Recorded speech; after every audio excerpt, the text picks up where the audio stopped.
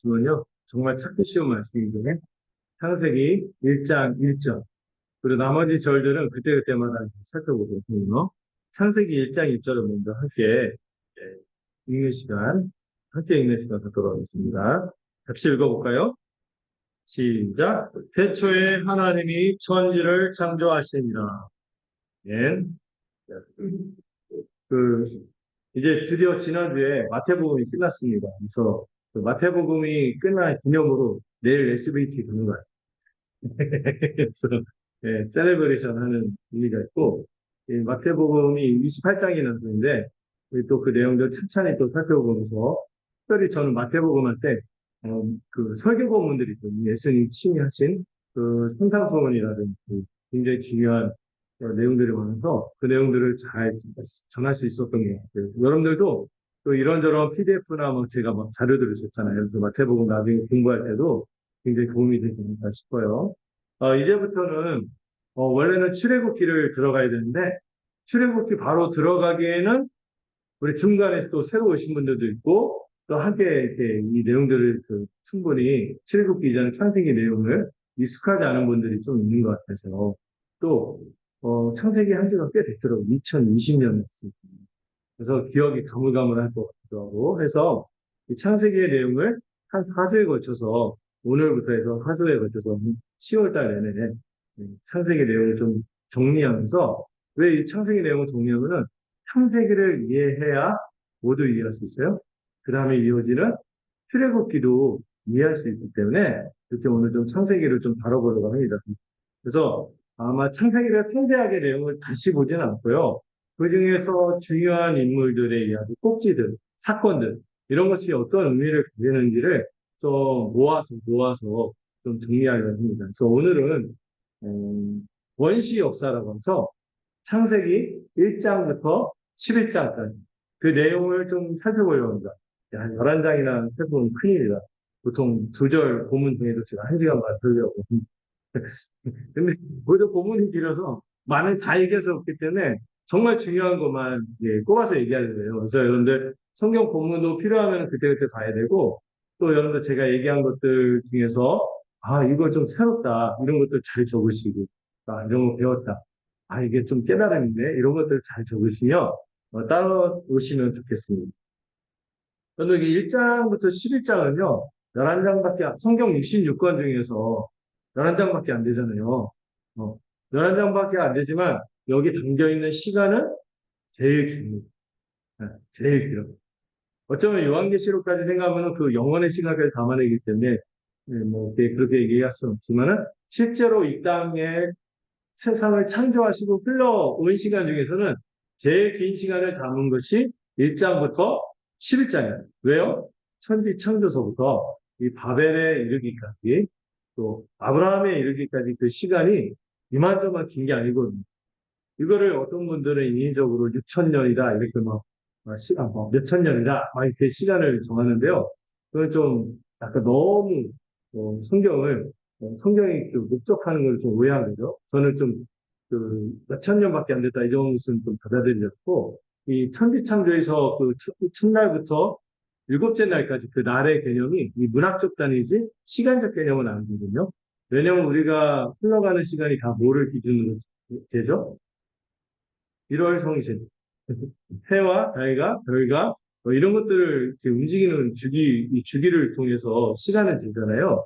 근데 이 첫날, 첫째 날에 해와 달과 이런 별들이 있었나요? 없었잖아요. 그래서 이 시간을 상대적인 개념으로 생각이지, 우리가 생각하는 24시간 개념으로 생각하면 약간 헷갈릴 수 있어요. 물론 저는 그걸 믿어요. 하나님이 충분히 24시간, 그 7날 안에 천지를 창조할 수 있는 분임을 믿어요. 믿는데, 하나님 그렇게 만들면 만드시겠지만, 문제는 우리가 그걸 적응 못하겠다. 왜? 우리는 몸을 갖고 있잖아요. 이 세상은 물질을 갖고 있고 구체적인 물질을 갖고 있기 때문에 이 시간의 흐름을 속에서 하나님께서 우리를 생각해서 천천히 나가시는데 하나님께서 막 이렇게 할 수 없죠. 그래서 우리가 이 시간과 공간 속에서 하나님께서 역사를 펼쳐 나가시는 것을 우리가 좀 기억하고요. 이거는 좀 사이드고 이 원시 역사를 통해서 1장에서 11장을 통하여 하나님이 하시고 싶은 이야기예요. 1장에서 11장뿐만 아니라 요한계시록 22장. 성경 전체는 사실 하나님이 하고 싶은 이야기예요. 그 이야기가 여러분들 주고 있는 큰 제목에 있지요. 뭐라고요? 하나님은 자신의 백성들과 함께하는 복된 세상을 꿈꾸세요. 하나님은 자기 백성들과 함께 행복하게 살아가는 그 복된 세상을 꿈꾸시는 분이 우리 하나님이시고 성경 전체가 그것에 대한 설명을 하고 있다. 이렇게 말할 수 있습니다. 이것을 우리가 5글자로 뭐라고 하죠? 하나님 나라라고 합니다. 여러분 성경 전체의 주제가 뭐라고요? 하나님 나라예요. 예수 천당 불신종 이렇게만 설명해도 그 천당에 들어가니까 설명할 수는 있지만 뭔가 좀 선명하게 하려면 성경 전체는 뭘 얘기한다? 하나님 나라. 하나님이 우리와 함께 복되게 살아갈 그 멋진 세상을 꿈꾸는 내용이 성경에 있어요. 자, 이 창세기는 바로 그 하나님 나라가 어떻게 시작됐는지 그 기원을 말하고 있습니다.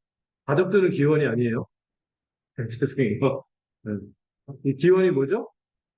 시작되는 그 뭔가 터져나서 그 샘솟는 이 원천이 되는 것이 이 창세기에 기록이 되어 있고 그리고 그 하나님 나라에서 살아갈 백성들의 죄법 또는 백성들의 계보를 소개하는 책이 뭐다? 창세기예요. 창세기에 되게 중요한 히브리어가 2개가 있거든요. 베레시트하고 폴레도트라는 단어가 있어요. 이런 건 안 적어도 돼요. 베레시트는 창조하다. 이 세상을 만드셨다. 바라에서 나온 부분이거든요. 그러니까 하나님이 이 하나님 나라를 창조하시고 만드셨다. 그 시작이 이렇게 된다 하는 것을 설명하는 것이 창세기이기도 하고 그리고 여러분 하나님 나라에서 하나님이 제일 관심 있어 하는 게 누구게요? 하나님 나라의 3유사예요. 영토, 백성, 주권, 왕권이죠. 뭐가 제일 하나님의 관심사예요? 백성이에요. 왕권은 하나님이 갖고 있잖아요. 영토는 하나님이 우리를 위해서 선물을 주신 거예요. 근데 이렇게 선물로 주려고 하는 누가 제일 중요해? 백성이 중요해요. 그래서 이 백성들이 어떻게 하나님의 백성들이 만들어져 가는가 이거를 보여주는 책이 뭐다? 창세기입니다.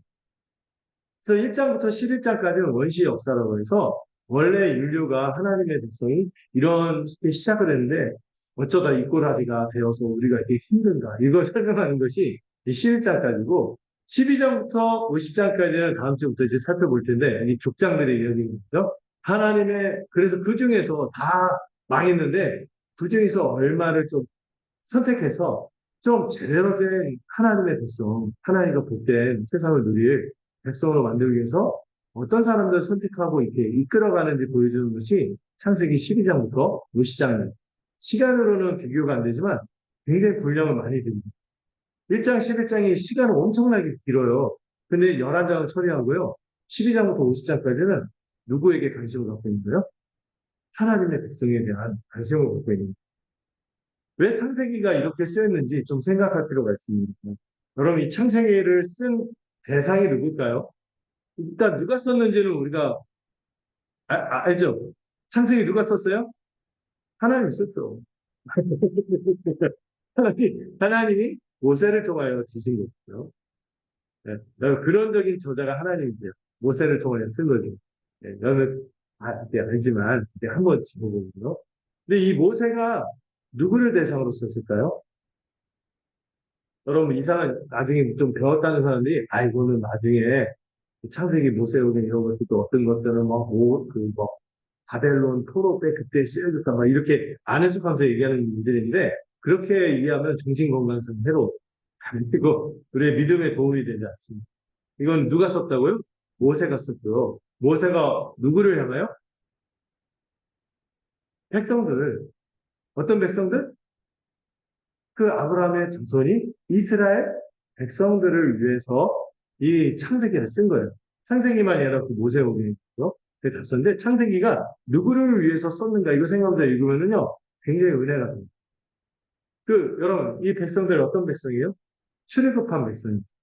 방금까지 이집트에서 영문 모르고 맨날 죽음만 앞두고 맨날 증살이하면서 사망과 이 죄 가운데서 이 악한 우상의 세상에서 그 타락을 받고 살던 너희였던 그들이 창세기를 들었습니다. 어땠을까? 아, 우리를 구원하신 하나님이 이렇게 위대한 분이시구나. 저 이집트의 우상들하고 상대가 안 되는 그런 하나님이군요.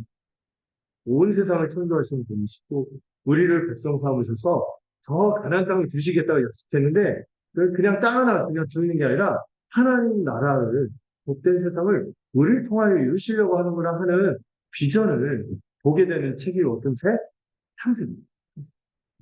그래서 여러분 우리도 창세기를 보면서 우리도 비전을 알고 하나님 우리를 통해서 어떤 세상을 꿈꾸십니까? 하나님 이런 분이십니다. 이런 세상을 꿈꾸는 나는 이런 세상에 살기 위해서 이런저런 살아가야 되고 이것을 꿈꾸며 일하면서 살아가야겠구나. 이 비전과 사명을 발견하는 책이 모세오경 전부이지만 특별히 창세기가 그거를 나는 책인 거죠. 그러면 맨날 그 이집트의 그 우상들한테 노예생활 하다. 어? 태양 신이다, 무슨 신이다, 달의 신이다, 강의 신이다, 뭐 하면서 맨날 거기다가 자기 모든 것을 그냥 인생과 뭐 이것을 내어갖고 치장하면서 살았는데 그 모든 것들이 사실 뭐였어요? 그것을 섬기는 대상이 아니라 이 모든 것들이 온 세상을 창조하신 하나님 우리에게 주신 뭐다? 선물이라는 거예요. 이런 거 읽을 때 얼마나 여러분 노예들이었잖아요. 이거 읽을 때 얼마나 어마어마한 이야기였고 벅찬 이야기였고 감격스러운 이야기였어요. 그런 마음으로 이 창세기를 쭉 읽어갑시다 보면요. 감사한 마음이 들어요. 음. 자, 특별히 이 원시 역사 1장부터 11장은요. 이 시간은 굉장히 길고 엄청난 역사를 다루고 있지만 누구를 부르시기까지 밑그림? 아브라함을 부르시기까지의 밑그림입니다. 그리고 아브라함 부르시기까지 그 밑그림 가운데서 계속해서 창세기 10번 나오는 톨레도트, 이 계보라는 표현이 있는데요. 누구의 계보와 누구의 계로 계속 비교하는 지 아세요? 경건한 후손으로서 나중에 구원자가 나타날 여자의 후손과 뱀의 후손, 하나님을 예배하지 않는 인건치 않은 후손들의 이 계보를 비교하면서 하나님의 역사를 가도록 하시다가 이제 누구에게 초점을 맞추세요? 우리의 조상인 거예요. 우리의 조상은 단군이 아니에요. 마늘과 쑥 먹고 뭐 그게 아니라 우리의 조상은 누구? 아브라함이에요. 아브라함. 여러분 유대인들만의 조상이 아니라 아브라함이 천하 만민에게 복을 주고 천하 만민을 정말 하나님의 백성으로 삼도록 이렇게 부르신 원천이 되는 사람, 복의 근원이라는 표현을 쓰습니다. 그 아브라함을 부르기까지 이 밑그림을 그리는 작업이 1장부터 11장입니다. 그래서 사실 이 성경 전체는요, 하나님이 아브라함에게 주신 약속을 어떻게 하나님이 이루어 가시는, 이렇게도 설명할 수 있을 정도로 굉장히 그 주제가 뚜렷해요. 하나님이 아브라함에게 주신 약속이 뭐예요? 아브라함 동안 뭘 이루겠다? 아까 얘기한 복된 세상. 하나님 나라를 이루겠다는 것이. 그래서 제가 영어로 얘기했죠. 원맨 비전, 월드 비전. 한 사람을 택해서 이 한 사람을 택해서 하나님께서 복된 세상을 만들려고 하시는 거예요. 거기까지 여러 바탕색이라는 거 아시죠? 그 그림 같은 거 그리면은 어떤 그림을 돋보이게 하기 위해서 바탕색을 아주 짙은 색으로 한다든지 이렇게 해서 어떤 그림을 선명하게 하기 위해서 그러잖아요.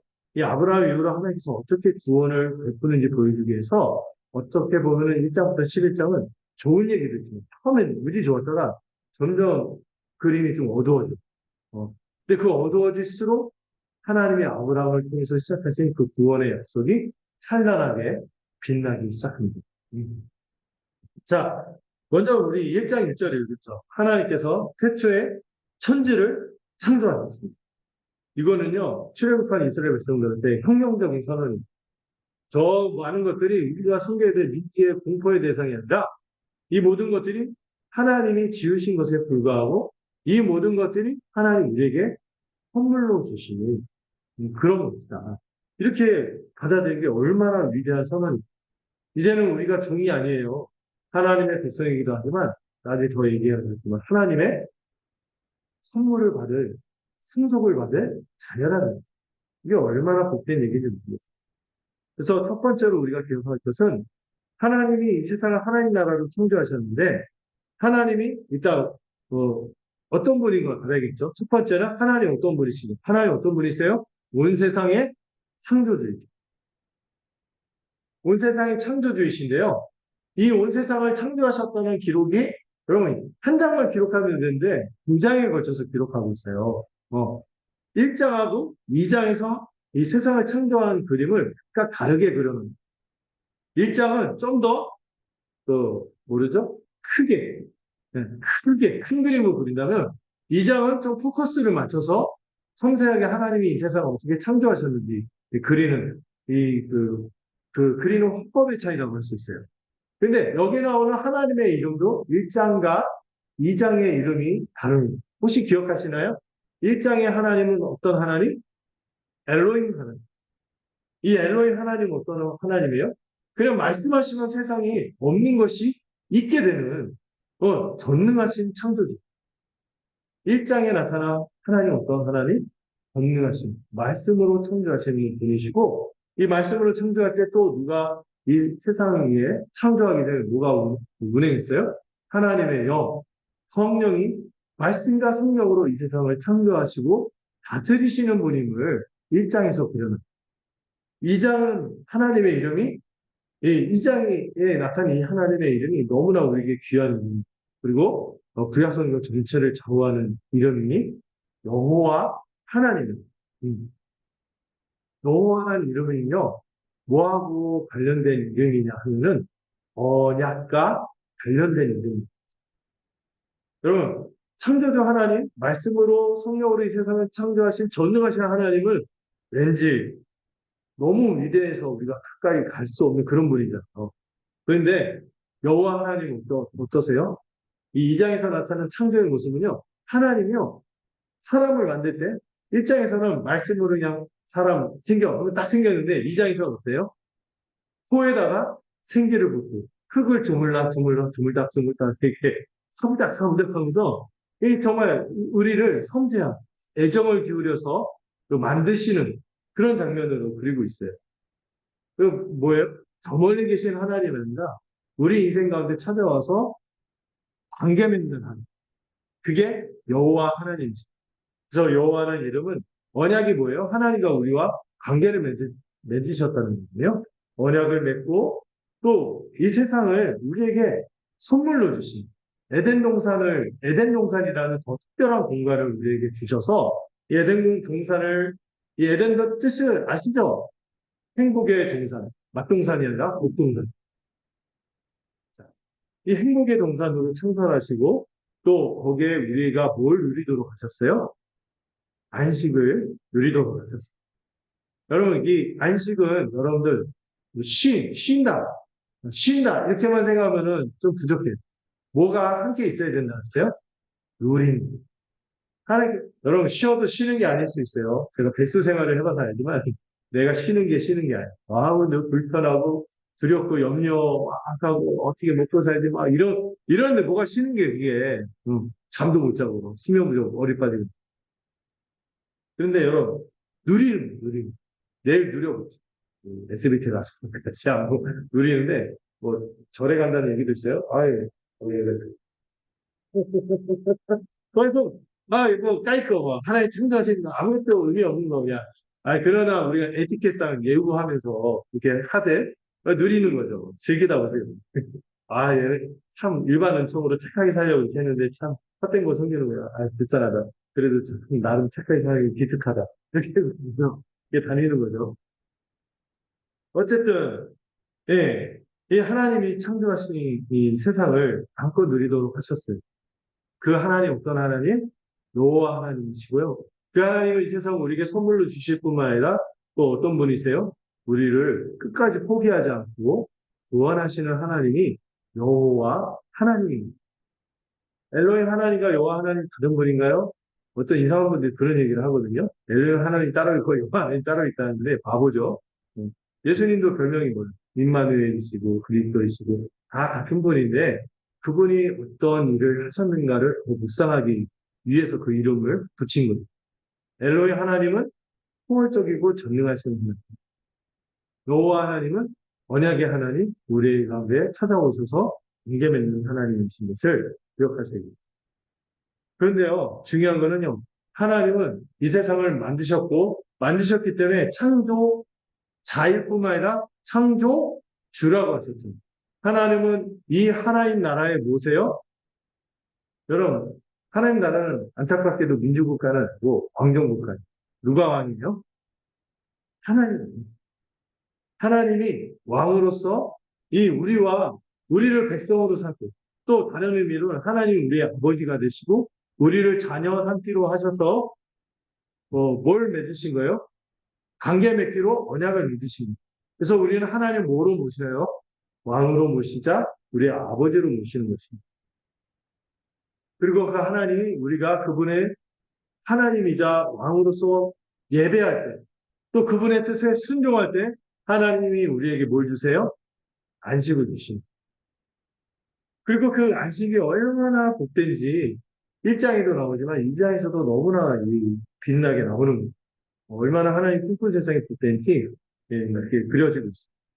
여러분, 이 안식을 주신 하나님에게 우리가 그 언약을 맺었다는 것을 보여주는 그림이 있습니다. 그게 뭐냐면은 선악을 알게 하는 나무의 열매. 여러분 2장 16절 보시면은 하나님이 우리와 언약을 맺으세요. 모든 내 언약을 맺으실 때 우리가 지키는 거 봐서 복을 주신 게 아니라 이미 복을 누리게 한 다음에 이 복을 계속해서 누리고 영원히 누리고 더 빛나게 누리려면은 나에게 순종해야 돼. 하면서 2장 16절 그 뭐죠? 여호와 하나님 그 사람의 명하여 이르시되 동산 각종 나무의 열매는 내가 의미로 먹게 이미 많이 주셨어요. 마음대로 먹도록 하셨되 뭐만? 선악을 알게 하는 나무의 열매는 먹지 말라. 내가 먹는 날에는 반드시 죽으리라 하면서 이게 언약의 형태예요. 하나님 이미 우리에게 안식과 풍요로운 모든 것을 주시고 우리는 뭐 하면 돼요? 하나님이 하나님 되심을 인정. 하나님이 창조자이시고 하나님이 왕이시며 우리의 아버지이신 것을 신뢰하고 믿으라는 것이 선악을 알게 하는 나무의 열매를 먹지 말라는 그런 명령인 것입니다. 이것이 바로 하나님과 우리와 언약을 맺는 관계가 되었다는 것입니다. 근데 이 언약은요, 지키지 않으면 뭐가 따라와요? 심판과 죽음이 따라와요. 어느 쪽이다 안 지킵니다. 근데 하나님은 신실하셔서 절대 안 지키는 일입니다. 우리가 문제인데 원래 하나님은 우리가 지킬 수 있도록 그렇게 귀하게 여기고 그렇게 언약을 맺으셨습니다. 자, 그리고 두 번째로 우리가 지금 하나님을 왕 되시는 데서 설명했다면은 하나님 어떤 분이신지 설명했던 두 번째로 하나님 우리에게 무엇을 주셨는가? 뭐예요? 하나님 우리에게 복된 이 세상을 선물로 주셨어요. 영토. 우리가 복되게 살아갈 삶의 터전으로 안식을 누릴 수 있는 구체적인 삶의 터전으로 온 세상을 우리에게 선물로 주셨다는 거예요. 이게 하나님의 나라의 영토인 것이죠. 온 세상이 하나님 나라의 영토이자 우리가 안식을 누릴 삶의 터전입니다. 근데 이 하나님이 이 세상을 조성하시는 만들어 가시는 과정을 보면은 첫날부터 일곱째 날까지 일곱째 날은 쉬셨죠. 이 쉬시면서 좋았다 하면서 누리신 거예요. 안식은 핵심이 쉼과 누림이죠. 근데 안식에 이르기까지 안식에 이르는 게 하나님의 목적이고 근데 안식을 누리기 위해서 처음에 하나님이 최초에 뭐가 있었어요? 아무것도 없었죠. 천지를 창조하시면서 먼저 첫날 뭐가 시작이 되죠? 흑암에서 빛이 들어오기 시작했어요. 이 빛은요, 우리가 눈에 보이는 이 빛도 얘기하지만 근원적인 빛으로서 생명과 모든 것을 가져다주는 창조의 빛이 생명의 빛이 오르라는 말인데 굉장히 근원적인 빛을 의미합니다. 그 아무것도 없는 가운데 빛으로 이 세상을 창조하시고 하나님이 그 선한 성품을 드러내셨어요. 그래서 예수님을 하나님이 태초에 천지를 창조하셨을 때 그 말씀이기도 하고 예수님을 또 뭐라고도 얘기해요? 빛이라고 하죠.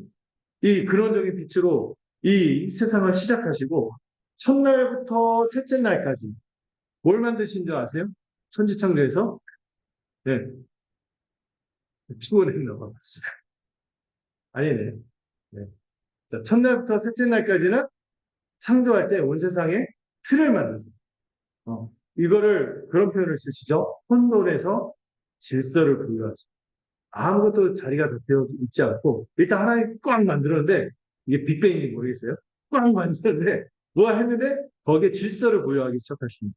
그래서 첫째 날에 보면은 그 빛이 있으면서 계속 나눠요. 둘째 날도 하늘과 바다를 나누고 육지와 바다를 나누고 셋째 날에는 그런 어떤 틀이 갖춰졌는데 거기에 어떤 뭐죠? 식물들을 같은 거 먹을 수 있는 식물들을 배치를 쭉 해요. 뭐예요? 밑그림을 그립니다. 아까 또 틀을 제시하고 혼돈에서 질서를 부여하는 장면이라면 넷째 날부터 여섯째 날에는 틀은 있는데 그 틀이 어때요? 비어 있어요. 비어 있기 때문에 이 공허한 데서 흙만화로 채우십니다. 첫째 날 하늘이 있었는데 뭐가 없어요? 공간은 있지만 뭐가 없어? 빛이 없잖아요. 빛은 있는데 채울 수 있는 구체적인 게 없어서 큰 광명새, 작은 광명새, 그죠? 해, 달, 별, 일월성신, 이런 것들을 거기에 첫째 날 그 틀에, 둘째 날에 만들었던 그 하늘과 바다라는 틀에는 그 다섯째 날 뭐가 들어오죠? 하늘에는 새가 들어오고 바다에는 물고기가 다니게 하므로 각각 그 틀이 첫째 날, 넷째 날, 둘째 날, 다섯째 날, 셋째 날에 식물 같은 거 있죠. 여섯째 날 뭘로 두셨어요? 짐승들과 그것을 먹을 수 있는 식물들을 먼저 이게 이 순서대로 안 하면 어떻게 되겠어요? 우리가 살 수 있어요, 없어요? 이 짐승들이 살 수 있어요, 없어요? 없죠.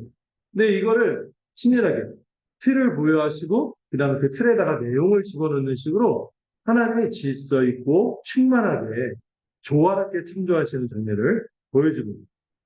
만약에 인간을 한 둘째 날 만들었다 하면 우리도 당황하고 하나님도 당황하고 그렇겠죠. 그런데 이렇게 함으로 신실하게 이끌어 가시고 그 목적이 7일째 뭐예요? 안식을 누리십니다. 그리고 그 안식을 잘 보여주는 공간이 2장에 나오는 에덴 동산입니다. 복동산. 근데 이 에덴 동산에 어떤 나무가 있었나요? 나무가 일단 많았어요. 그 중에서 종류를 나누면 세 종류. 임의로 마음껏 먹을 수 있는 온갖 풍성한 과일들. 그때는 육식이 없었으니까 어떤 과일은 고기 맛도 날 거예요. LA 갈비 맛이 나고 이런 풍성한 과일들. 그리고 나중에 계시록의 환상 보면은 에스겔에도 나오는데 달마다 막 과실이 달라지고 그러잖아요. 달마다 열매가 맺히 아주 풍성한 세상을 주셨죠. 이 동산 모든 나무의 열매를 분별을 먹게 풍요롭게 하셨고 그리고 뭐도 있었어요? 동산 중앙에는 따로 구별해서 생명나무와 선악을 알게 하는 나무를 두셨는데 생명나무는 왜 두신 거예요? 우리가 이 선악을 알게 하는 나무의 열매의 시험을 통과하면은 그것을 순종하면은 어떻게 되는 거예요? 생명나무를 통하여 영원한 생명을 이 훼손되지 않는 하나님 나라를 누릴 이 약속이 있었던 것입니다. 이 세 종류의 나무를 통하여 하나님과 우리가 뭘 맺었음을 알게 되어 언약을 맺었음을 알게 되는 것입니다. 그리고 이 에덴 동산에요, 4개의 강이 흘렀대요. 여러분, 강이 흘리면 어때요? 그 땅이 아주 비옥하게, 풍요로운 땅이 된 것입니다. 에덴 동산이 바로 그런 땅이었고, 그리고 이거를 1장 31절 한번 볼까요? 창세기 1장 31절. 이거 한번 여러분들 읽으시면 좋겠어요. 시작.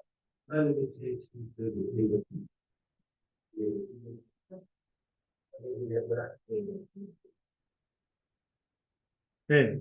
하나님이 지으신 모든 것을 보시면서 또 인생을 이렇게 하시고 안식을 주시고 에덴 동산을 만드시고 이렇게 하는 모든 과정 순간순간마다 하나님이 특히 누구를 마지막에 짓고 나서 사람을 짓고 나서 보시기에 좋다는 표현 앞에서 있었지만 여기서는 어떻게? 시위죠. 시위. 와, 이건 너무 심한데? 특별히 누구를 만드시면서? 우리를 사람을 만드시면서 와, 이건 너무 좋다. 이러면서 너무 기뻐하셨습니다. 이것을 통하여 우리가 알 수 있는 게 있어요. 하나님의 창조, 하나님 온 세상을 창조하신 특징이 있는데 하나님이 창조할 때 뭐를 중심으로 창조하셨다? 우리를 중심으로 세상을 지으셨고 우리를 중심으로 세상을 지었기 때문에 여러분 온 우주보다 하나님의 관심은 어디에 있어요? 지구에 있어요. 네.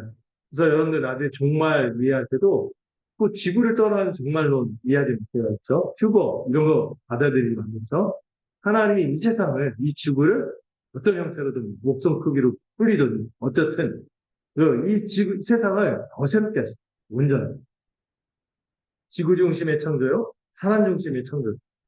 그런데 중요한 하나님의 백성이 이 창조 과정에 남아 있습니다. 누구입니까? 사람인데 하나님은 이 인생을 온 세상에 주인공으로 주셨어요. 여러분, 주인공은 맨 마지막에 나오듯이 이 6일의 창조 과정에서 맨 마지막에 누구를 두셨어요? 사람 창조를 두셨다면 사람이 주인공이다. 사람을 주인공으로 두시고 또 이 사람에게 뭘 주셨어요? 은혜와 영광을 허락해 주셨어요. 또 축복을 주셨습니다. 1장 27절에 보면 하나님께서 이 하나님의 백성이 사람을 지으면서 이 백성을 뭐로 지으셨다 했어요? 하나님의 형상으로 지었다 했어요. 하나님을 닮은 존재로 만드셨다는 이 형상이라는 단어가 나중에 아담이 자기의 형상대로 가인을 낳았다 이렇게 표현을 쓰거든요. 뭐죠? 자녀를 뜻하는 의미이기도 한 것이죠. 우리는 하나님의 자녀거든요. 여러분 천사 부러워할 거 없어요? 천사도 우리를 부러워합니다. 왜? 하나님을 닮을 수 있는 그런 영광스러운 존재로 우리를 지으셨는데 그 하나님의 형상의 특징이 있습니다. 하나님이 어떻게 존재하시죠? 하나님이 그 사람을 하나님의 형상대로 지을 때 이런 표현을 써요. 우리의 모양대로 우리의 형상. 하나님은 어떤 분이세요? 한 분이시지만 유일한 한 분이시지만 동시에 우리가 고백하는 대로 세 분이시면서 한 분인 삼위일체 하나님이시죠. 이 삼위일체 하나님이 어떻게 존재하세요? 셋인데도 온전히 하나인 것처럼 한 몸을 이루면서 연합하면서 살아가지 않습니까? 우리도 하나님의 형상으로 지어졌다는 것은 우리가 하나 될 때 이 영광을 이해하는 하나님의 형상이 무엇인지 영광이 무엇인지 온전히 이해하셨어요. 예수님도 제자들한테 얘기했죠. 너희가 하나 되었을 때 하나님이 어떤 분인지 알아요. 우리가 그런 존재로 부름 못했어요. 하나님과 온전히 연합할 뿐만 아니라 우리도 서로 온전히 연합하는 존재고 그래서 남자와 여자가 부모를 떠나서 각각 독립된 개성을 갖고 있지만 한 몸을 이루면서 하나님의 영광을 담아내는 존재 그게 바로 인간입니다. 하나님의 형상은 영광이 깃든 자녀라는 표현을 쓸 수 있습니다. 또 이 하나님의 형상이기 때문에 연합할 뿐만 아니라 이 하나님의 영광스러운 성품을 닮아가는 의롭고 선하고 거룩함이 원래 하나님에게 있었습니다. 그리고 이거를 천사는 자유의지가 없겠죠. 근데 우리는 하나님은 모험을 하셨어요. 우리에게 뭘 주셨어요? 자유의지를 주실 만큼 그 우리를 그렇게 사랑하시고 존귀한 위치로 주신 여러분들 기계가 나한테 그 인력값하면 그 출력하는 거거든요. 여러분들이 살아있는 인격을 정성을 다해서 해서 그 사람과 사랑을 주고받을 때 그 사랑이 진짜지. 내가 아니면 스토커처럼 어디에다 가둬놓고 총 겨누고 너 나 사랑해. 그래서 얻어내는 사랑이 진짜 사랑이거든요. 하나님은 우리에게 그런 자발적이고 인격적인 사랑을 원하셨기 때문에 자유의지를 주신 거예요. 심지어 우리가 타락할 위험이 있음에도 불구하고 그렇게 우리를 영광스럽게 지으셨어요. 그리고 우리에게 사명을 주셨으니 이 세상을 하나님이 직접 다 돌보고 바꾸는 게 아니라 우리를 통하여 경작하고 지키고 더 발전시키는 이 경작의 사명을 주셨어요. 이거를 대리통치라고 하나님의 구왕으로서 왕자로서 뭐죠? 수련청정이 아니라 뭐라죠? 그 대신 대신 하는 거죠. 섭정이라고. 그런 것처럼 우리가 이 세상을 가꾸고 할 수 있도록 우리에게 지혜와 능력을 주셨습니다.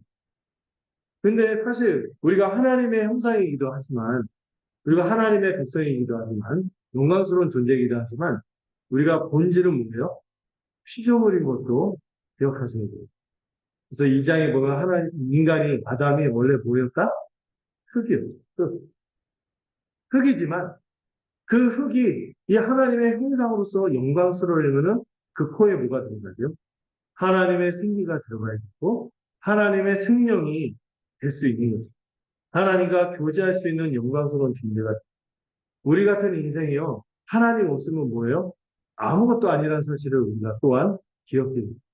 하나님이 우리와 함께 할 때만 우리가 영광스러운 존재입니다. 하나님 떠나면은 아무리 그가 뭐 괜찮다 하더라도 그분은 뭐로 돌아가는 존재? 흙으로 돌아가는 존재이죠. 그렇게 그런 표현이 있어요. 그들이요. 하나님과 함께하고 동행하고 그 안식을 누리고 하나님과 언약 관계로서 충실할 때는 그들이 벌거벗었으나 뭐 하지 않았다고요? 부끄러워하지 않았어요. 그리고 이 사람에게 하나님께서 주신 이 부끄럽지 않도록 그들 하나님이 주신 은혜로 덧입히고 영광스럽게 하신 그 안식의 내용이 몇몇 배웠죠. 일과에서 뭐예요? 풍요로움 또 의미 있는 일을 보람 있는 일을 하도록 동작하고 이름도 짓고 그리고 저는 인생의 가장 큰 복이 뭐냐면은 우리가 서로 돕는 배들이 되어서 연합하는 축복이 가장 크다. 우리가 마음이 나눠지지 않고 하나님의 아들을 믿는 것과 믿는 것이 하나가 됐지. 어떻게든 하나를 이루면서 서로를 좀 비빌 언덕이 되는 좀 등을 맞댈 수 있는 그런 관계로 살아가는 것이 가장 복된 안식인 것이죠. 이게 하나님이 우리에게 주신 복의 내용인 거죠. 이것을 통하여 우리가 정리할 수 있는 메시지가 있습니다. 교회는 하나님이 먼저 어떤 분인지 알고 예배해야 합니다. 그리고 그분에게 순종할 때만 안식을 누릴 수 있음을 기억하는 것이 하나님의 백성인 교회의 모습입니다. 여러분, 하나님, 구약에 그런 말씀이 있어요. 하나님 우리를 향한 생각은, 두려움이 아닙니다. 우리에게 평안을 주시길 원하고, 생명을 주시고자 하는 것이고, 우리를 사랑하시고자 하는 것이기 때문에, 이를 믿기 때문에 우리는 어떤 상황에서도 하나님의 크심과 하나님의 선하심을 잊지 않고, 예배할 수 있는 우리 모두가 되기를 소망합니다. 또한 교회는, 여러분, 우리가 어떤 존재인지를 기억해야 돼요. 하나님의 형상이라고 하나님의 백성으로서 하나님 나라를 상속받는 복된 자들입니다. 하나님 꿈꾸는 세상이 얼마나 영광스럽습니다. 이 창세기 1, 2장에 나온 모습은요. 그 의미를 고씹으면 고씹을수록 너무나 영광스러워요. 우리는 그렇게 영광스러운 자녀로 부름받은 공동체인 것을 기억하십시오. 우리는 참된 하나님의 형상이신 예수님 안에서 그분의 사랑을 받는 자녀가 되고 그래서 우리가 꾸려나가는 삶은 하나님 나라를 꿈꾸는 삶입니다. 그래서 여러분 교회를 이렇게 되게 해서 하나님 나라를 연습하는 행동입니다. 미리 맛보는 겁니다. 그래서 여러분 이것을 위해서 우리가 애써야 돼요. 꿈꾸는 거죠. 우리는 그런 사명을 받았어요. 우리가 이렇게 복되게 교회로 세워나가는 것이 주님이 받으신 꿈이자 사명인 거죠. 자, 3장 15절 한번 읽어볼까요? 3장 15절.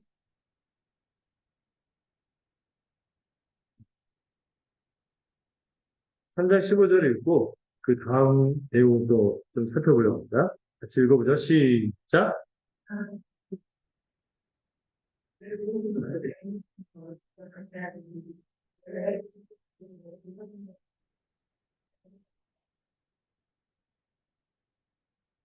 네. 네, 이 복되는 말씀이 주어지기까지 과정을 좀 설명을 해야 될 텐데, 자, 이 두 번째 큰 단락은 하나님은 사람의 타락에도 불구하고 뭘 행하시냐면 우리를 포기하지 않고 구원을 행하십니다. 그래서 성경이요, 창세기 3장에서 끝날 뻔 했다가 66권이 되거든요. 감사하죠. 원래 이 사람의 죄 때문에 하나님 나라 계획이 유보되고 말았어요. 망쳐진 건 아니에요. 하나님 어떤 분이십니까? 그분의 계획을 망치지는 않습니다. 나 다만 이 시간 역사가 진행이 더뎌지고 유보되고 말았어요. 여러분 왜 이렇게 됐습니까? 이 죄 때문이라고 우리가 얘기하죠. 여러분 죄가 어디서부터 왔을까요? 1차적으로 여러분 죄가 어디서부터 오냐면은 말씀을 왜곡하면서 사단이 이 말씀을 믿지 않도록 하고 거짓 것을 믿게 하고 왜곡할 때 이 죄가 들어오기 시작해요. 죄는 하나님 만드신 게 아니에요. 사단이 이 인간을 시샘하고 하나님의 계획을 망치기 위해서 계획한 것이. 말씀을 왜곡하고 특별히 의리로 알고 누구를 믿지 않도록 하나님을 믿지 않고 어떤 하나님? 우리에게 선하시면 가장 안식을 주시기를 그땐 분이신 그 하나님의 선하심을 의심하도록 하는 거예요. 마귀가 했던 질문 아시죠? 뱀. 참으로 하나님이 이 동산 모든 나무의 열매를 먹지 못하게 하시더냐? 모든 나무의 열매가 아니죠. 한 나무만 하면 다 누리게 하셨는데 왠지 하나님이 우리가 자유롭거나 우리가 풍성함을 누리는 것을 싫어하는 분인 것처럼 오해하더라고요. 여러분 하나님에 대한 이 관념이 있어요. 그 생각이 되게 중요해요. 하나님 우리에게 어떤 분이신 걸 여러분 결코 어떤 상황에서도 어렵고 힘든 상황에서도 하나님 우리에게 선하신 분임을 잊지 마십시오. 근데 마귀 탓만 할 수 없어요. 이 죄가 시작되는 데 있어서 누구도 톡톡히 역할을 했습니까? 우리도 역할을 했죠. 우리도 불순종했는데요. 여러분, 이 불순종이 죄의 내용이자 핵심인데, 이 죄의 본질이, 이 불순종이 왜 나왔는지 아세요? 네, 네, 5절에 나왔어요. 3장 5절에. 왜 인간이 이 선악을 알게 하는 나무의 열매를 먹지 말라는 명령을 어기고 불순종했을까요? 하나님같이 되려고. 음. 이건 뭐야? 자기가 하나님이 되고 하나님의 하나님 되심을 인정하지 않는 하나님이 주 되심을 거부하는 것이 이 죄의 심적인 본질입니다. 여러분 하나님은 하나님이십니다. 우리는 그분에게 순종해야 될 존재입니다. 이게 어그러지면은 우리는 안식을 못 누리는 인생이에요. 이거를 인간의 교만한 자기 중심성이라고 할 수 있습니다. 그런 죄는요, 자기 중심적인 왜 이렇게 다른 사람 입장을 생각하지 않을까요? 또 무엇보다도 하나님 편에 서서 생각하지 않고 성경에 입각해서 생각하지 않고 왜 우리 마음대로 생각? 이게 바로 죄가 시작이 되는 거거든요. 그래서 여러분 이 교만한 자기중심성, 주대심을 거부하는 것이 죄의 본질입니다. 이 죄의 결과가 어떻게 왔습니까? 원래 사람이 어떤 존재였죠? 벌거벗었지만 부끄럽지 않았어요. 왜? 은혜를 덧입고 영광을 덧입고 하나님의 형상이었는데 범죄하자마자 하나님의 형상이 망가지고 그래서 어떻게 됐어요? 수치스러운 존재가 됐어요. 부끄러워하고 이 벌거벗음을 깨닫게 되었고 원래 하나님이 아니면 흙에 불과한 존재인 거예요. 그냥 하나님의 이 죄인에게 함께 인지할 수 없으니까 떠나가고 그런 겁니다. 그러자 그가 수치스러운 존재가 돼요. 그러나 하나님이 바로 죄 짓자마자 불러와갖고 막 족친 것이 아니라 어떻게 했어요? 어쩌다가 그 일이 일어나는지 차근차근 물어보시면서 그 죄를 물어보시고 그 죄에 따라서 거기에 걸맞는 이 저주와 심판을 행하십니다. 하나님은 여전히 공의로우신 분이심을 볼 수 있죠. 그리고 우리는 불행하게도 이 먹으면 반드시 어떻게 된다면서요? 죽는다고 합니다. 이 죽음의 심판과 더불어 원래 우리가 누렸던 영광과 은혜와 안식을 모두 잃어버리고 말았습니다. 아까 맨날 여러분들 그래서 내일 뭐 먹고 살지 걱정하고 염려하고 두려워하고 또 사람과 사람과의 관계도 이렇게 뜻대로 안 되는 게 많은 이유가 있어요. 이렇게 뭐 얘기하는 게 그 당사자 얘기도 안 들어보고 이런저런 말을 듣고 막 이렇게 막 시나리오 이상하게 돌려서 사람들을 오해하고 불쾌하고 이렇게 하는 거예요. 네. 얼마나 그 참 어려운 세상이에요. 그리고 막 일하는 것도 또 하면은 먹고 살만하고 여유가 있고 또 뭔가 일을 하면 보람이 있어야 되는데 맨날 내가 뭐 했지? 내가 그동안 뭐 했지? 이런 막 낭패감이 이런 세상이 없고 그리고 말아버리는 것이 이게 다 뭐를 잃어버렸기 때문에 안식을 잃어버렸기 때문에 중요한 건 안식을 잃어버린 이유가 바로 죄인에게는 하나님이 함께할 수 없기 때문입니다. 임만할 수 없기 때문입니다. 그래서 여러분 죄를 짓자마자 인간에게 나타나는 현상이 있지 않아요? 하나님의 인재가 나타날 때마다 인간이 어떻게 됩니까? 숨어버려. 숨어버려. 사람이 죄를 짓고 나서 나타나는 특징이 뭐냐면 하나님의 얼굴을 보지 못합니다. 하나님을 예배하고자 하지 않습니다. 여러분 우리가 뭔가 해결되지 않고 죄가 있고 막 그렇게 하면요. 예배에 나오는 게 참 어려워요. 감사하게도 우리 예수 십자가 보혈의 은혜가 있어서 언제든지 이런 표현을 쓰는 게 좋은 거예요. 뻔뻔하게 그가 나갈 수 있지만 그러나 죄가 참 하나님 앞에 서게 못하게 하는 거죠. 이 예배를 거부하게 되는 죄인. 인간의 죄의 특징이죠. 예배하고자 하지 않고요. 하나님의 낯을 피하게 되는 것입니다. 예, 이것을 보면서 또 중요한 게 하나님을 예배하는 것도 거부하게 되는데 이 죄를 짓는 것의 특징이 뭐예요? 원래 사람과 사람이 한 몸이었죠. 죄를 짓자마자 하나님이 그들에게 심판도 행하시기 전에 아담이 하나님께 따져 물은 게 있어요. 하나님이 너 왜 이렇게 숨냐? 그렇게 하니까 뭐라 그래요? 하나님께서 주셔서 나와 함께 한 바로 여자 그가. 전에는 뼈 중에 뼈, 살 중에 살이라고 해요. 그거는 이제는 뭐래? 나하고 상관없는 여자가 그것도 당신이 준 여자가 이렇게 하나님께 따지는 거예요. 음. 예, 이 하나님을 예배하고 순종하는 것을 거부하는 이 죄인의 모습이 바로 곧바로 나타납니다. 근데 이 모습이요, 인류의 역사 속에서 어떻게 이어지냐면은, 아담이 나중에 누구를 낳죠? 가인과 아벨을 낳는데, 가인이 원래, 가인과 아벨이 안 좋은 일이 발생이 되죠. 그 안 좋은 일을 발생하게 된 계기가 뭐였어요? 예배드리는 문제였어요. 제사 드리는 문제였는데, 가인은 뭐로 제사를 드렸죠? 자기의 곡물로, 농사 곡물로 제물을 바쳤고, 아벨은 어린 양의 희생의 피로 제물을 바쳤습니다. 근데 놀랍게도 하나님은 누구의 제물을 받으셨어요? 아벨은 받으셨는데 가인은 받지 않았어요. 그러면 어떤 분들이 그런 얘기를 해요. 믿음과 정성이 부족했어요. 그런데 본문을 보면은 믿음과 정성이 부족했다는 표현이 나와요? 안 나와요. 뭐의 차이만 있어요? 제물의 차이만 있어요. 여러분은 이미 알고 있지만 하나님이 우리를 구원하시는 방법에 대해서 이미 하나님이 약속을 제시하셨는데 그게 뭐예요? 아주 뭐 희생 제사를 통하여서만 죄인인 우리가 하나님께 나갈 수 있다는 거예요.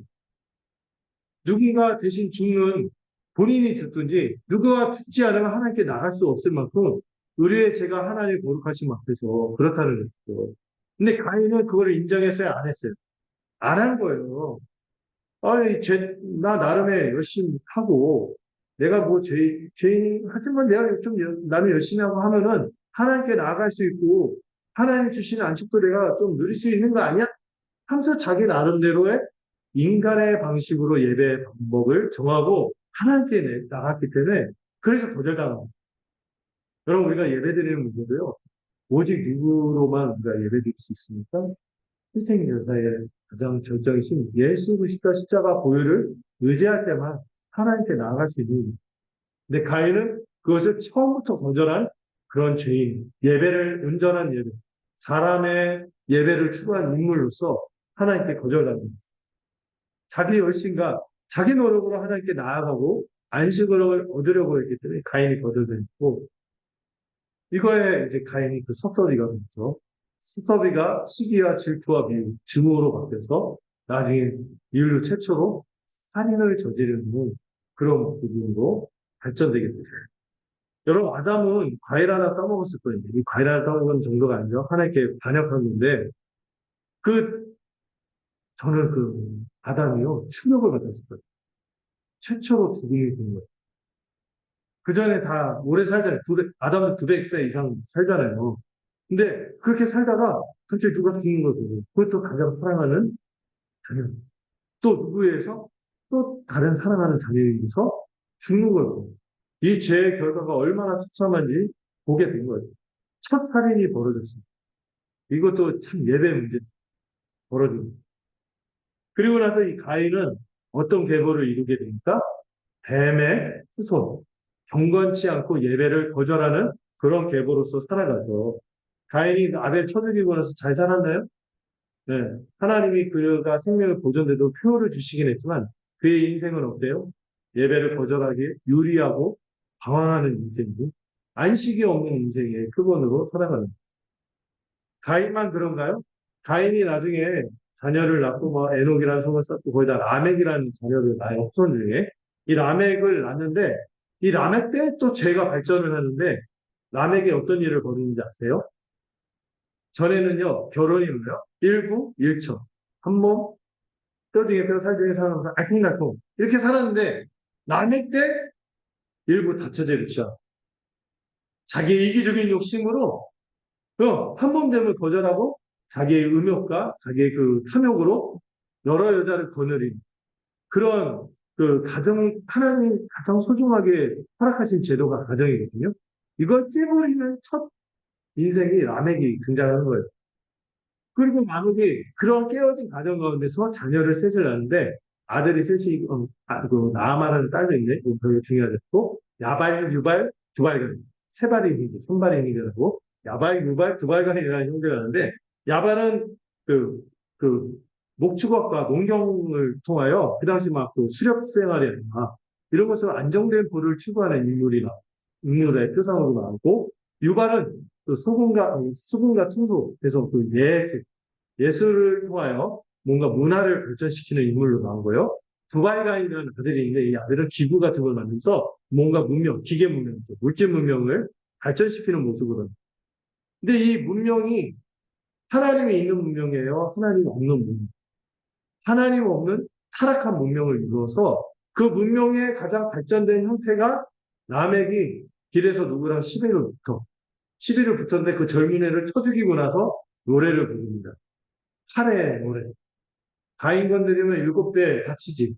7배 보복을 받지. 날 건드리면 77배를 건드리고 77배 보복을 받는. 하면서 이제 폭력과 자기의 죄악된 삶을 찬양하는 이런 악한 문화를 이루면서 계속 인류가 끝간데 없이 타락하는 거예요. 그리고 나서 그것이 6장에 이르면은 어떤 일이 벌어집니까? 이 경건한 계보인 여자의 후손, 나중에 가인과 아벨 이후에 셋이 나오잖아요. 셋의 후손인 경건한 계보인 하나님의 아들과 이 가인의 계보인 경건치 않고 예배하지 않고 하나님을 믿지 않고 막 살아가는 이 경건치 않은 계보인 사람의 딸이 서로 결혼을 해요. 왜 결혼했죠? 사람의 딸이 이뻐서. 외모만 보고 결혼하면 패가 망신합니다. 우리가 1차적으로 외모에 끌리지만 외모만 보면 안 돼요. 외모만 보고 결혼했다가 이들이 완전히 엉망인 삶을 펼치는데 그 모습 중에 하나가 뭐예요? 네피림이라는 사람들이 등장하는데 이 네피림이 거인 족속인데 이 네피림이 보통은 영웅으로 묘사된 사람. 근데 그게 아름답게 그리니까 영웅이지 실제 그 시대에서 우리가 설명한 영웅들은 어떤 사람들이에요? 깡패들이에요. 약탈자. 힘을 가지고 약한 사람들을 짓누르고 살아가는 이런 이런 세상, 이런 세상을 이루어가는. 그래서 타락이 가정의 깨어짐과 더불어 온 세상 전체가 이런 네피림 같은 사람들이 힘을 가진 사람들이 그냥 그 억압하고 지배하고 짓누르고 취하는 이런 세상으로 바뀌어가는 것을 보여줍니다. 이거를 그 두 가지 표현으로 표현해요. 이 세상 얼마나 손쓸 수 없게 망가졌는가? 내면은 부패하고 겉으로는 포악으로 드러내는 포악과 부패로 하마스, 네, 네, 샤이트 해갖고 아주 이 부패한 포악한 세상으로 되어서 아주 이 하나님의 인재가 도저히 먹을 수 없는 그런 땅이 되버립니다. 그래서 하나님 어떻게 합니까? 이 세상을 만들고 인생을 지은 것에 대해서 한탄하고 후회하셨다는 표현을 쓰면 이 인간의 역사가 끝간데 없이 타락한 거예요. 물론 하나님은 후회가 없으신 분이시지만 너무 속상한 마음을 그렇게 표현하신 거죠. 그렇지만 여러분 하나님은 어떤 분이세요? 그렇게 세상을 그대로 두시는 분이 아니시고 거룩하신 하나님이기 때문에 하나님은 정결하신 분이시기 때문에 이 세상에 오염되고 부패하고 끝간데 없이 가는 것을 내버려 둘 수 없어서 깨끗이 씻기로 하고 어떻게? 불로 심판을 하신 거죠.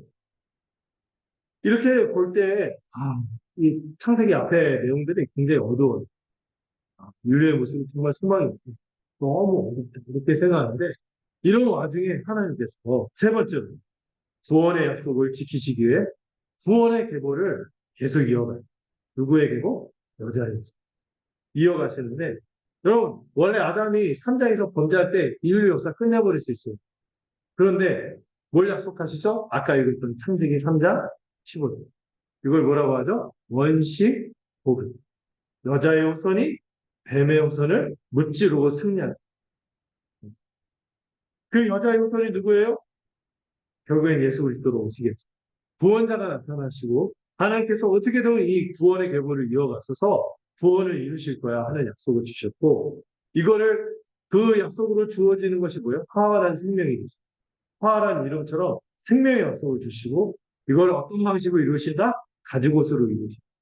이 대속의 방식으로 이루신다. 이걸 계시하셨어요. 이런 약속을 주셨지만 인류의 역사가 죄 가운데 계속 흘러가면서 뭐도 더 깊어집니까? 사망의 현상이 이 세상 가운데 들어오는데요. 사람의 수명이요. 물론 아브라함도 꽤 오래 살잖아요. 다들 오래 살거든요. 근데 점점 인간의 수명이 점점 세월이 지나면서 어떻게 해요? 줄어들어요.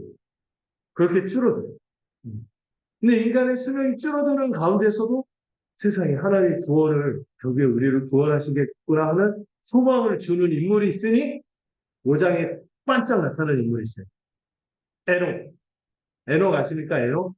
에녹이 어떻게 됐어요? 365년 하나님과 동행하다가 죽음을 보지 않고 하늘을 올라가고 하나님은 결국에는 에녹처럼 영생의 약속을 주셨어요. 인류가 계속해서 죽음 가운데서 그냥 무의미하고 허무한데 예, 한숨을 쉬면서 이렇게 살아가는 인생으로 끝나지 않고 언젠가는 에녹처럼 영생을 얻을 것이다 하는 인물로서 하나님과 동행하는 인물 에녹을 제시합니다. 그런데도 불구하고 또 한편에서 인류 역사가 계속해서 타락해요. 그래서 또 누가 있습니까?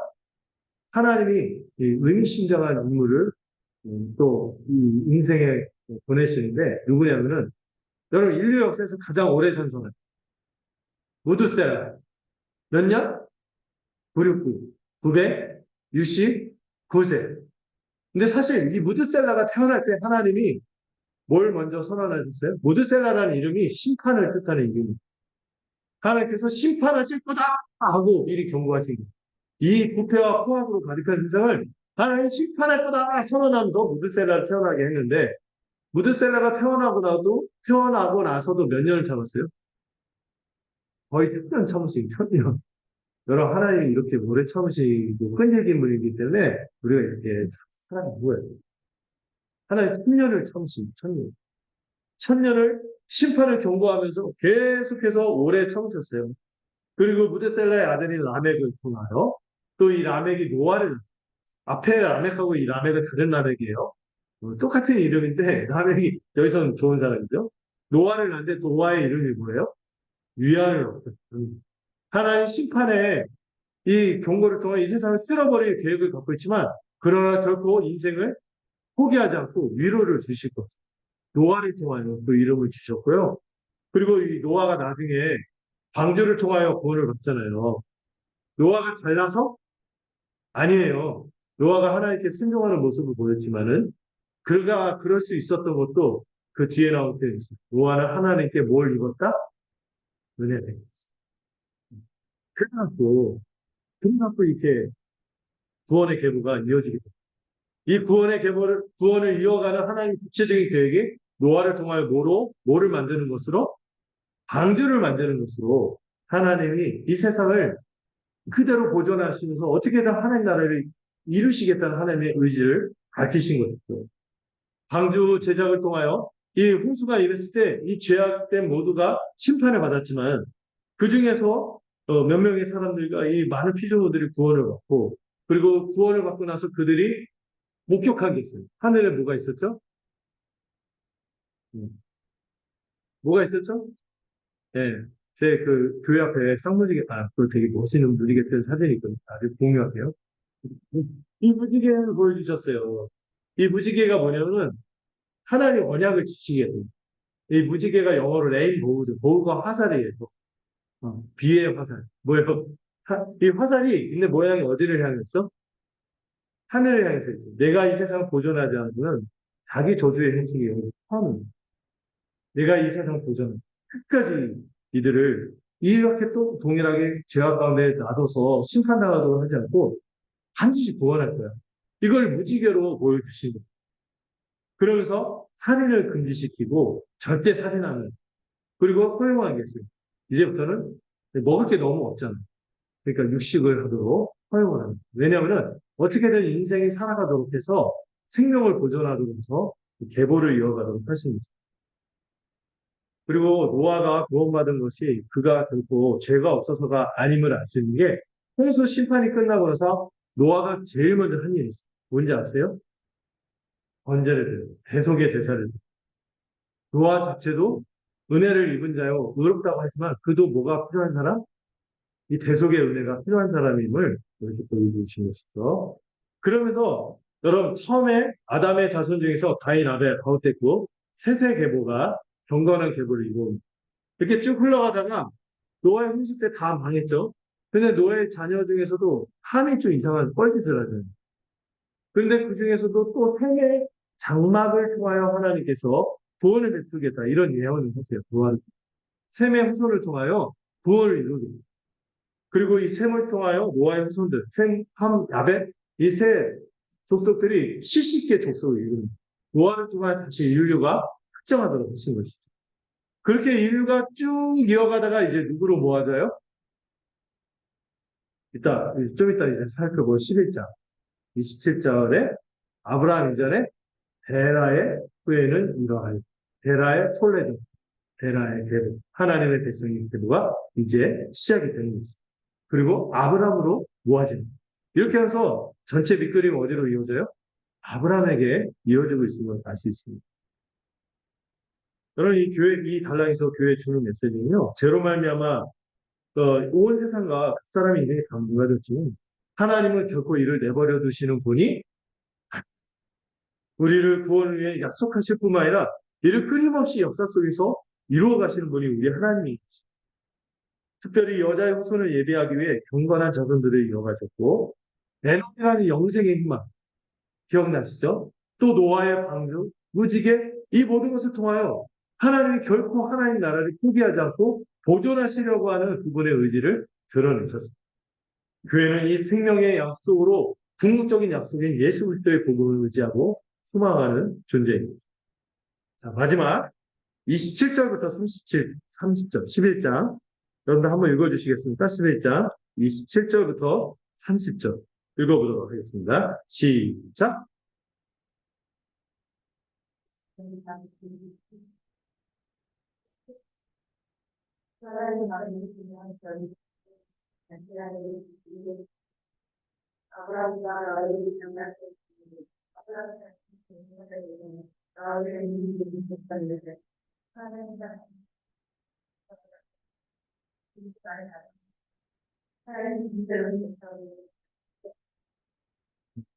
네.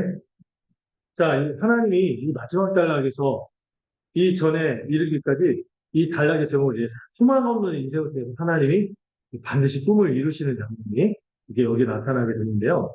이 11장, 27장, 30절 읽기 전에 중요한 사건이 하나 또 있습니다. 아까 홍수까지 얘기했죠. 어떤 사건이 있죠? 그 사이에 바벨탑 사건이 있습니다. 전 인류가 타락하고 교만해져서 바벨탑을 쌓자 하나님이 그들을 흩으셨어요. 하나님이 흩으신 게 심판이기도 하지만 그들을 향한 하나님의 은혜의 길입니다. 만약에 흩으시지 않고 계속 탑을 쌓도록 해서 놔두면 하나님이 결국 어떻게 해야 돼? 심판에 다 죽여버려야 돼요. 그런데 그러지 않고 더 이상 그 일을 하지 않도록 하나님을 대적하는 계획을 하지 않도록 흩어버리십니다. 이 바벨을 쌓은 거는요. 타락의 정점이에요. 이들이 바벨을 쌓은 이유가 뭔지 아세요? 하늘까지 높이 쌓겠다고요. 하나님의 권위에 도전하려고. 그 다음에 또 그 동기가 나오죠. 이름을 내려고. 헛된 영광을 추구하는 하나님 자기만의. 세 번째는 뭐예요? 흩어짐을 면하죠. 하나님 없이 자신들의 안전을 도모하고 자신들만의 바벨탑이라는 표현을 쓰죠. 자신들만의 아성을 쌓으려고 하는 거예요. 근데 웃기는 건요. 그들이 꽤 높이 쌓았는데 하나님 뭐라고 말씀하세요? 야, 하나님 걔네들 뭐 하고 있는지 좀 내려가서 좀 봐요. 보인다는 거야? 안 보이는 거야? 하늘까지 닿겠다 하는데 안 보인다. 좀 내려가서 봐야겠다. 이러고 있는 거예요. 그래서 내려가서 보시면 이게 하나의 풍자예요. 인간이 막 하나의 막 헛된 영광을 추구하고 헛된 안전을 추구하고 헛된 막 교만해져서 하나님의 권위에 도전해서 이렇게 하는데 하나님 보시기에 어때요? 보이지도 않는 거예요. 무슨 거예요? 그러면서 또 내려가신다는 표현이 의미가 있어요. 하나님 하나님 오실 사람의 인생은 절대로 그냥 홀로 그대로 내버려두지 않고 반드시 개입하시고 승리하시는 것을 보여주는 장면이죠. 그렇게 해서 어떻게 해요? 그들의 언어가 원래는 하나였었는데 그 언어를 흩어버리십니다. 온 지면에 흩어버리십니다. 그러다가 나중에 사도행전 2장에서 그 언어가 각국 언어로 하나님의 큰 일을 선포하는 걸로 느끼죠. 어쨌든 그건 너무 먼 그림이고 어쨌든 여기까지 살펴보면 인류가 소망이 있어요, 없어요? 정말 소망이 없어요. 이것을 통해서 우리가 깨달을 수 있는 교훈이 있는데 하나님 나라는요 우리가 이루는 것이 아니라 누가 이루어가신다? 하나님 그분이 주권적으로 이루어가신다는 것을 알 수 있어요. 음. 하나님 나라는 하나님이 이루어간다. 어떤 분이 하나님 나라를 우리가 건설합시다, 확장합시다 이렇게 했었는데 이게 뭐예요? 하나님이 이루어가시는데 우리가 그냥 어떻게 하다 보니까 묻어가거나 참여하는 거지 우리가 건설하거나 확장하는 게 아닌 거예요. 음. 여러분 하나님 없이 무엇인가 뭔가 이루려고 하는 게 없죠. 자기 힘으로 쌓으려고 하는 것은 실상 바벨을 쌓는 것입니다. 이 바벨의 특징은 뭐라고 했어요? 교만이거든요. 또 헛된 영광을 추구하는 것이고 또 이들이 흩어짐을 면하자고 했던 것처럼 하나님 없이 살아가는 것은 안전을 추구하고 심판을 면하려고 하는 것입니다. 여러분 거룩하신 하나님의 뜻을 떠나면요 사람은 그 사람이 가진 그의 꿈과 사명은 의미 없는 그 꿈과 사명 결국은 잃어버리고 자기만의 바벨을 쌓으려고 하다가 무너짐을 보게 되는 것입니다. 우리도 마찬가지예요. 우리 교회는요 하나님의 꿈과 사명을 이뤄가는 공동체예요. 그래서 여러분 우리 교회가 경계해야 되는 것이 뭐가 있냐면 흩어짐을 면하자 이런 거 하면 안 돼요. 그게 뭐예요? 우리끼리만 모이고 우리끼리만 잘 살고 우리끼리만 누리고 이거 하면은 교회는요 의미를 잃어버려요. 교회는요 하나님의 사명을 이루어가기 위해서 또 복음을 전하고 나가고 또 이렇게 열린 공동체가 되어야 하는 것입니다. 하나님 나라는요 사람이 이루는 것이 아니기 때문에 착각하면 안 돼요. 사람의 능력으로 되는 것도 아니고 사람의 지혜로 되는 것도 아니고 사람의 지식으로 되는 것도 아니고 우리 교회를 함께 이루어가는 일도 마찬가지죠. 여러분 교회는 누가 이루어가세요? 하나님이 이루어가시는 것임을 믿지 마세요. 사람이 제가 뭐 잘나서 하는 거예요. 여러분들이 뭐 자원이 좋아서 뭐 훌륭한 분들이 모여서 교회가 뭐 훌륭하시죠. 그렇지만 근데 훌륭하시면 이런 걸로 하는 교회가 이루어진다 생각하지 마세요. 착각이에요. 응. 제가 뭐 말 잘하고 똑똑하고 막 이러고 저 별 메모도 소망 없고 그런데 저는 믿어요. 하나님이 살아계시기 때문에 교회가 이루어져 가는 거예요. 음. 여러분 십자가에 밀어난 교회 이 복음으로 교회는 세워져 가는 것이지 바람이 어떤 방법으로 되는 것이 아닌 것이고 우리가 살아갔으면 좋겠습니다. 가장 중요한 게 있습니다. 이거 하고 마무리하려고. 그리고 이 데라의 족보 중에 누구에게 초점을 맞춰요? 아브라함에게 초점을 맞추고 있는데 이 아브라함이 선택을 받았죠. 아브라함이 하나님께 선택을 받는데 아브라함이 어떤 사람인지 아세요? 원래 데라가 뭐 하는 사람인지 아세요? 우상을 제조해서 파는 사람이에요. 그런 사람이 자녀이니 당연히 자연스럽게 아브라함도 하나님 모르고 하나님 없이 살아가던 인생이었습니다. 우상숭배자였어요. 그리고 아내도 소개하는데 아내가 여러분 30절에 어떤 사람이라고? 불임. 불임이면은 아브라함이 아내가 딱 하나 있는데 아내가 불임이. 그럼 뭐예요? 자녀가 없고. 고대사에서 자녀가 없다는 거는요. 미래가 없다는 소망이 없다는 그리고 그에게 어떤 생명이나 그에게 기쁨을 가져다는 게 그냥 결국에 갖고 있다가 허무하게 사라지는 뭐 전수해주고 남기고 이런 게 없이 끝난다는 그런 인생을 주목하고 있습니다. 말 그대로 아브라함이 하나님께 선택받은 게 그가 자격이 있어서 선택받았어요? 아니에요. 자격이 없는 거예요. 그가 뭔가 쓸만하고 유능한 존재에서 부름받았나요? 아니에요. 무능한 존재예요. 여러분, 특히 이 불임의 여인을 소개하는 게 되게 중요해요. 아브라함은 어떤 인생? 죽은 것 같은 인생. 살았으나 죽은 것 같은 인생. 좀비 같은 인생인 거예요. 좀비. 또 어떤 인생? 없는 인생 아무것도 없어요. 여기 보면은 그냥 거부살이를 살잖아요. 아버지 밑에서 자식도 없이. 네. 그런 인생을 하나님이 펴주시고 그리고 그런 인생을 통하여 하나님이 뭐를 꿈꾸시고요?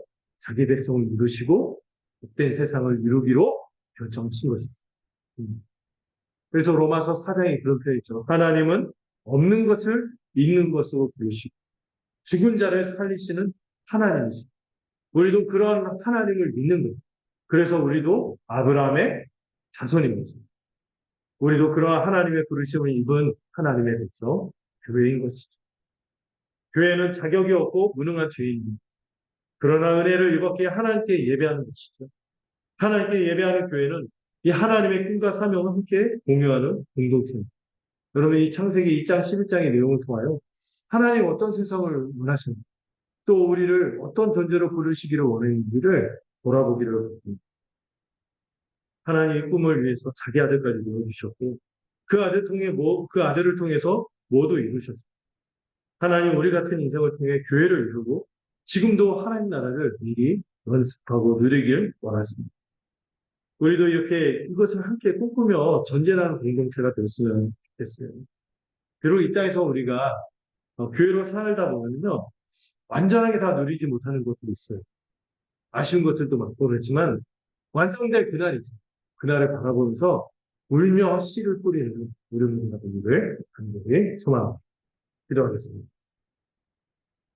하나님 아버지, 창세기 1장부터 11장을 이르기까지 이 긴 시간의 역사 동안 하나님께서 이 복된 세상에 하나님 나라를 포기하지 않으시고 또 우리 인생을 하나님의 자녀이다.